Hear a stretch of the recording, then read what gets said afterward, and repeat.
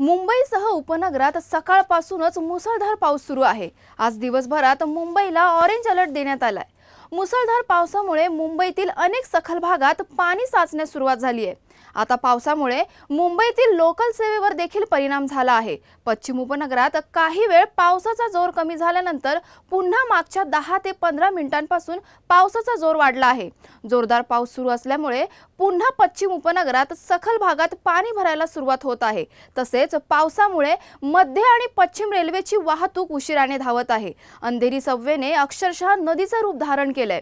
वरच्या भागातून आलेलं मोठ्या प्रमाणातलं पाणी थेट सबवेमध्ये शिरलं असून संपूर्ण सबवे पाण्याखाली गेलेला आहे। परिणामी वाहतूक पूर्णतः ठप्प झाली असून गाड्या दुसऱ्या मार्गाने वळवण्यात येत आहेत।